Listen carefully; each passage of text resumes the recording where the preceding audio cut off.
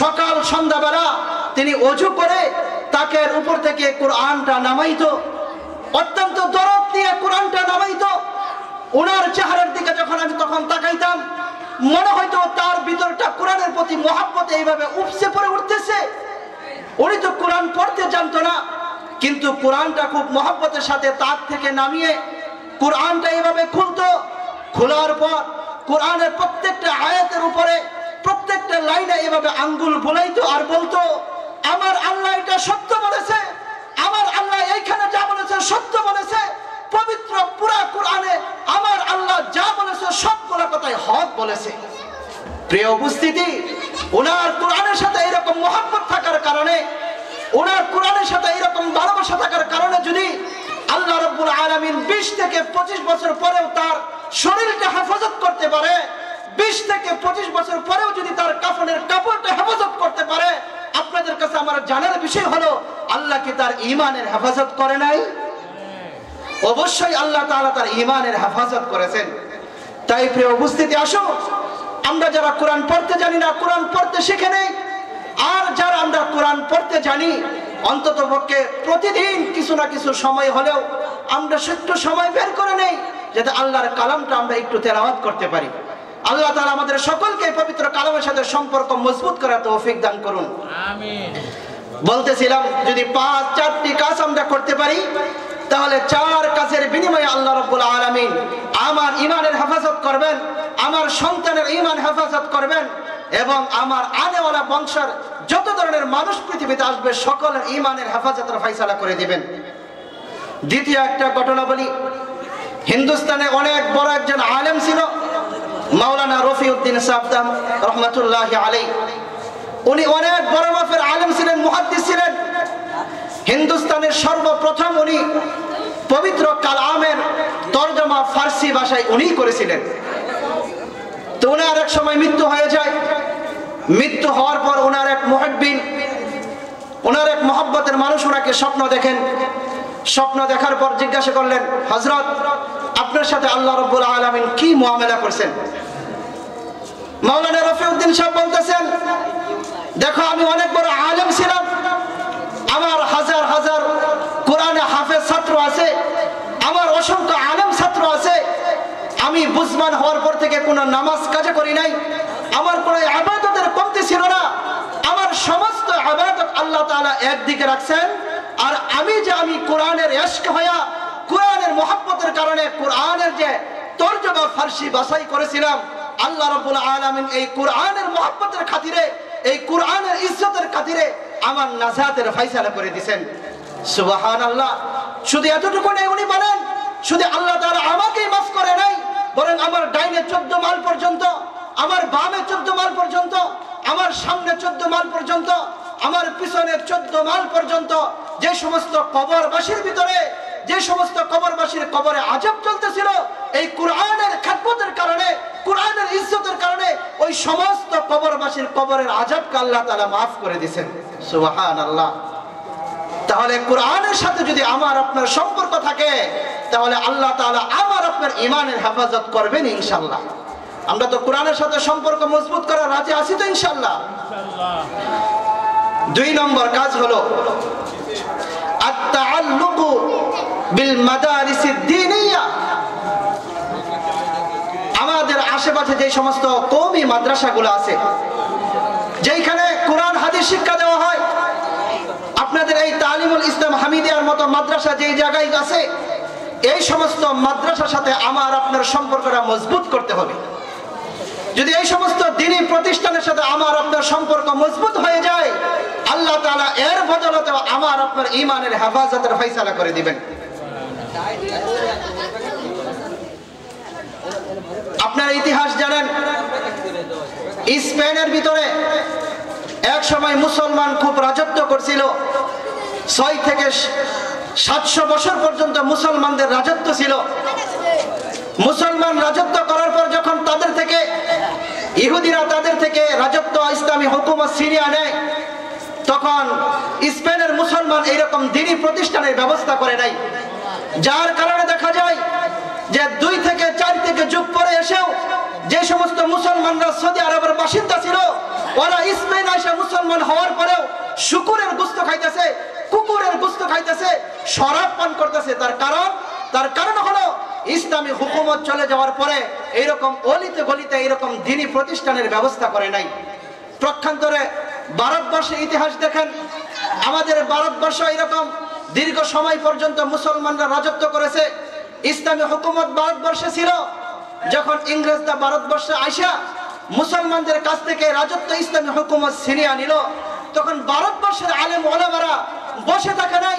আমাদের আকাবির যারা আছেন, কাসেম নানুতুবি রহমাতুল্লাহি আলাইহি, রশিদ আহমদ গাঙ্গুহি রহমাতুল্লাহি আলাইহি, মাথায় কাফনের কাপড় পরে শহরের অলিতে গলিতে এরকম দ্বীনি প্রতিষ্ঠান, মক্তব, কোরআনের মক্তব কায়েম করেছেন। কেন? যাতে করে এই ভারতবর্ষ থেকেও ইসলাম চলে গেল যেন মুসলমান না চলে যায়, মুসলমানের ঈমান যেন ধ্বংস না হয়ে যায়। আজকে আমাদের মাথায় টুপি, আজকে আমাদের মুখে দাড়ি, মসজিদ থেকে আজানের ধ্বনি আমরা শুনতে পারতেছি। এটা আমাদের আকাবিরদের, বুজুর্গের এইরকম কুরবানির একটা ফসল। তাই প্রিয় উপস্থিতি, আজকে যদি আমরা দ্বীনি প্রতিষ্ঠানের সাথে সম্পর্ক রাখি, এই সমস্ত দ্বীনি প্রতিষ্ঠান, কোরআনের প্রতিষ্ঠান যদি যতদিন থাকবে দুনিয়াতে, ততদিন ঈমান থাকবে, ইসলাম থাকবে, আমার আপনার ঈমান হেফাজত থাকবে। তাই এই সমস্ত দ্বীনি প্রতিষ্ঠানের সাথে সম্পর্ক রাখা প্রয়োজন আছে কি নাই? ইসলামের এই সমস্ত প্রতিষ্ঠানের সাথে সম্পর্ক কি 1 বছর 2 বছর পরে পরে আসে? এই সমস্ত দ্বীনি প্রতিষ্ঠানগুলোর দিকে তাকাবো, এটাই আমাদের সম্পর্ক না। এই সমস্ত প্রতিষ্ঠানের সাথে সম্পর্ক মানে হলো, আপনি মাদ্রাসায় আসেন, এসে দেখেন মাদ্রাসায় হালত কি, মাদ্রাসা কিভাবে চলতেছে, মাদ্রাসায় কি সমস্যা আছে, এইগুলা সমস্যার প্রতি আপনি খেয়াল করেন। যদি মাদ্রাসায় আসেন, তাহলে এই সমস্ত দ্বীনি প্রতিষ্ঠানের সাথে আমার আপনার সম্পর্ক মজবুত হয়ে যাবে। আল্লাহ রাব্বুল আলামিন বলেন, মান জাআ বিল হাসানাতি ফালাহু আশরু আমসালিহা, যে কোনো ব্যক্তি যদি একটা নেক আমল করে, আল্লাহ রাব্বুল আলামিন এক নেক আমলের বদলাতে 10 গুণ সওয়াব তার আমলনামায় দিয়ে দেন। সুবহানাল্লাহ। যদি আপনি 1 টাকা দান করেন, 10 টাকা দান করার সওয়াব আপনার আমলনামায় হবে। আপনি যদি 1 রাকাত নফল নামাজ পড়েন, 10 রাকাত নফল নামাজ সওয়াব আপনার আমলনামায় হবে। কিন্তু আল্লাহ তাআলা কি বলতেছেন, যেখানে কোরআন শিক্ষা দেওয়া হয়, যেখানে হাদিস শিক্ষা দেওয়া হয়, এইরকম তালিমুল ইসলাম হামিদিয়া মাদ্রাসার মতো যে জায়গায় মাদ্রাসা আছে, এইখানে যদি আপনি 1 টাকা দান করেন, আল্লাহ তাআলা বলেন, আমি এখানে 1 টাকার বদলে 10 গুণ দেব না, বরং এই সমস্ত দ্বীনি প্রতিষ্ঠানে যদি তুমি 1 টাকা দান করো, তোমার 1 টাকা দান করার বদলে তোমার আমলনামায় 700 টাকা দান করার ফজিলত আমি আল্লাহ তাআলা দিয়ে দেব। আল্লাহ তাআলা বলেন, মাসালুল লাযীনা ইউনফিকুনা আমওয়ালাহুম ফী সাবিলিল্লাহি কামাসালি হাববাতিন আনবাতাত 7 সানাবিলা ফী কুল্লি সুমবুলাতিন মিআতু হাব্বা। এই সমস্ত কোরআনের মার্কাসের ভিতরে যদি আমি আর আপনি 1 টাকা দান করি, আল্লাহ তাআলা 1 টাকা দান করার বদলতে আমার আপনার আমলনামায় 700 টাকা দান করার সওয়াব দিয়ে দিবেন। সুবহানাল্লাহ। শুধু এতটুকু বলে আল্লাহ তাআলা ফুল স্টপ লাগাই নাই, বরং আল্লাহ তাআলা বলতেছেন, যদি এই সমস্ত দ্বীনি প্রতিষ্ঠান তোমরা দান করতে থাকো, ওয়াল্লাহু ইউদাইফু লিমান ইয়াশা, আমি তোমার দিলের হালত দেখে, তোমার দান করার কাইফিয়ত দেখে আমার যত মন চায় তত তোমার আমলনামায় সওয়াব দিতেই থাকবো। সুবহানাল্লাহ। তাহলে এই সমস্ত দ্বীনি প্রতিষ্ঠানের সাথে আমাদের খেয়াল রাখা দরকার আছে কি নাই? এই যে দেখেন, এই দ্বীনি প্রতিষ্ঠানের বদলতে আজকে আমরা এরকম কিছু দ্বীনি কথা শুনতে পারতেছি। তাই প্রিয় উপস্থিতি, আমার আপনার সম্পর্কটা যেন এই সমস্ত মাদারিসে কওমিয়া দ্বীনি প্রতিষ্ঠানের সাথে মজবুত হয়, এদিকে আমরা খেয়াল করব। আল্লাহ তাআলা আমাদের সকলকে এই সমস্ত দ্বীনি প্রতিষ্ঠানের সাথে সম্পর্ক মজবুত করার তৌফিক দান করুন, আমিন। বলতেছিলাম, 4 কাজের বদলতে আমার আপনার ঈমান হেফাজত হবে। 1 নম্বর কাজ, কোরআনের সাথে সম্পর্ক মজবুত করতে হবে। 2 নম্বর কাজ, এই সমস্ত কওমি মাদ্রাসা যেখানে কোরআন হাদিস পড়ানো হয়, এই সমস্ত মাদ্রাসার সাথে আমার আপনার সম্পর্ক মজবুত করতে হবে। 3 নম্বর কাজ হলো, মুসলমানদের মধ্যে যে ইখতিলাফগুলো আছে, মুসলমানদের সাথে একজন মুসলমান আরেকজন মুসলমানের ব্যাপারে যে ইখতিলাফ আমরা লালন করি, এই ইখতিলাফগুলো আমাদের একেবারেই খতম করতে হবে। যতদিন পর্যন্ত আমরা ইখতিলাফ খতম করব না, ততদিন পর্যন্ত আমার আপনার ঈমান হেফাজতের শঙ্কাই থাকবে। যদি আমরা পরস্পরের মাঝে যে সমস্ত দ্বন্দ্ব ফাসাদ রয়েছে, কে জোরে আমিন বলতেছে, কে আস্তে আমিন বলতেছে, কে দাঁড়ায়া কিয়াম করতেছে, কে বসে কিয়াম করতেছে, এইগুলোর প্রতি খেয়াল না করে আমরা আরেকটা মুসলমানের ব্যাপারে আমার দিলটা সাফ রাখবো। যদি আমার আরেকজন মুসলমানের ভাইয়ের ব্যাপারে আমার দিলটা পরিষ্কার রাখি, এর বদলতে পরস্পরের মাঝে মায়া মহব্বত তৈরি হবে, আমার আপনার ঈমান হেফাজতের ব্যবস্থা হয়ে যাবে। আল্লাহ তাআলা বলেন, ওয়ালা তানাজাউ, তোমরা পরস্পরের ঝগড়া ফাসাদ করিও না। তোমরা পরস্পরের যদি ঝগড়া ফাসাদ করো, তাহলে তোমাদের ভয় কাফেরদের অন্তর থেকে একেবারেই উঠে যাবে। তখন কাফের বেঈমান মুশরিকরা তোমাদের উপর এইভাবে চেপে বসবে। এই জন্য প্রিয় উপস্থিতি, আসুন আমরা আরেকজন মুসলমান ভাইয়ের ব্যাপারে আমার দিলটা সাফ রাখি, পরিষ্কার রাখি। আল্লাহ রাসূল সাল্লাল্লাহু আলাইহি সাল্লাম বলেন, ইয়া বুনাইয়া ইন কদ্দারতা আন তুসবিহা ওয়া তুমসিয়া ওয়া লাইসা ফি কলবিকা গিশুন লিআহাদিন। ও উম্মতের দল, তোমরা সকালটা যদি এইভাবে অতিবাহিত করতে পারো যে তুমি সকাল থেকে সন্ধ্যা পর্যন্ত তোমার অবস্থা এমন ছিল, তোমার দিলের ভিতরে আরেকটা মুসলমানের ব্যাপারে কোনো কিরা পয়দা হয় নাই।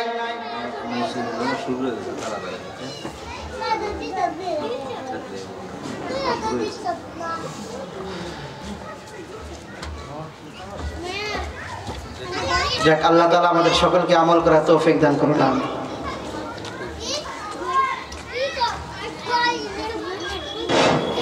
এখন এশার নামাজের বিরতি। আমরা ইনশাআল্লাহ এশার নামাজ পড়ে আবার ইনশাআল্লাহ প্যান্ডেলে চলে আসবো ইনশাআল্লাহ।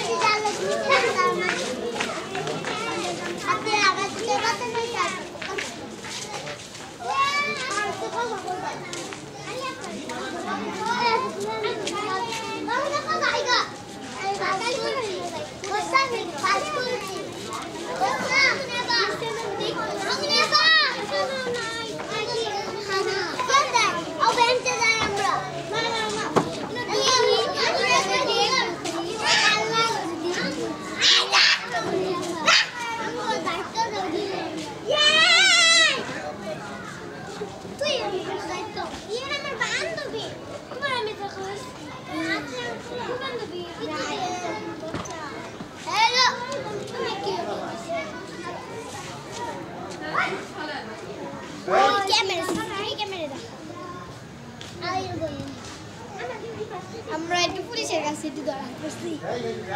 হ্যালো, আসসালামু আলাইকুম।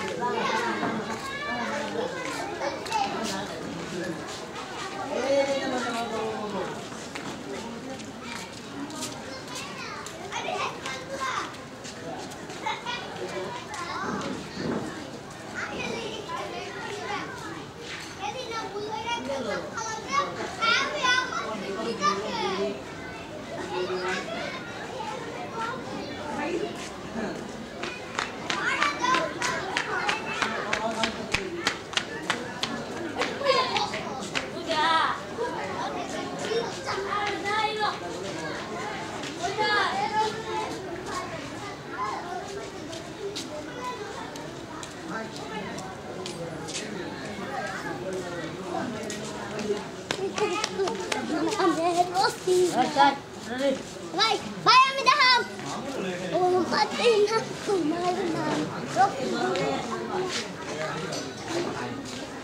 গেলে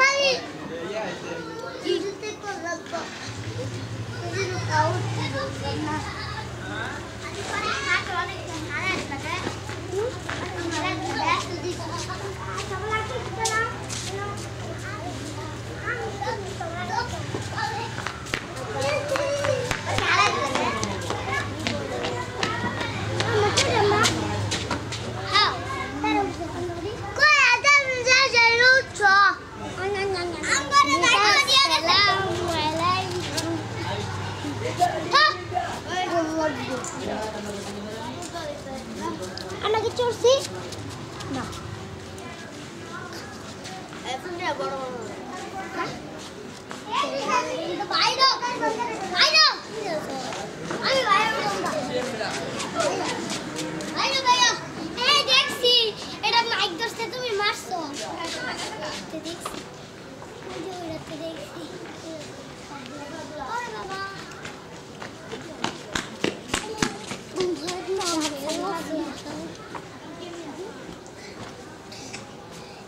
ওই না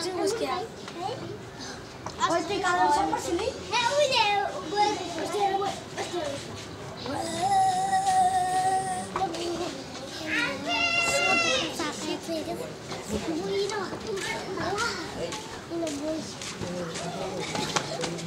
Hey, Mike Dor. Mike Dor kata kau. Salam dulu. Gitu lah. Hello, Ike.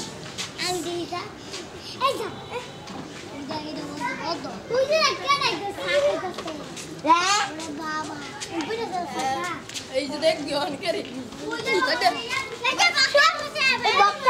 বক্তা রত নাম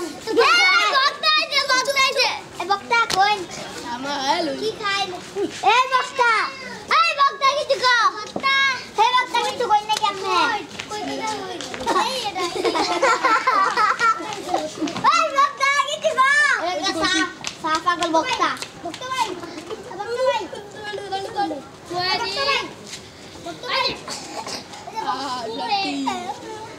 আমি চা খাই গা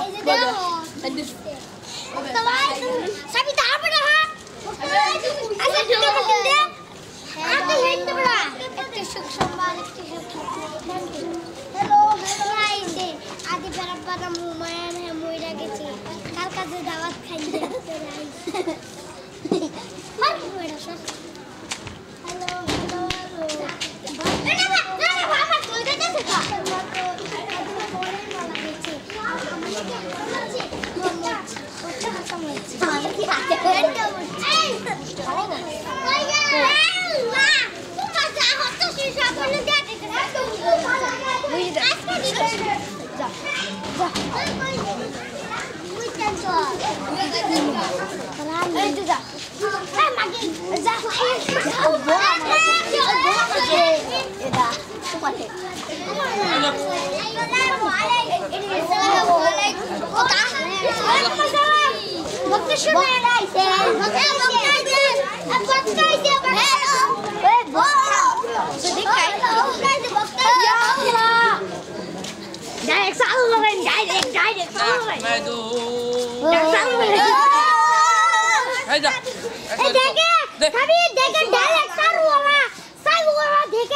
نحمده ونستعينه ونستغفره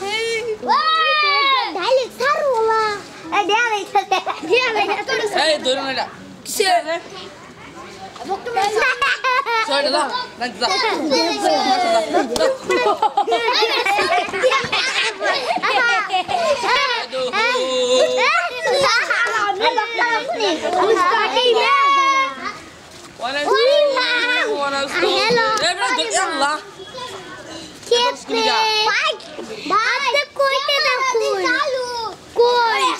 I'm shooting at the coin. अपने देर मारे Shout, kill the share. At the Majashan by Muhammad.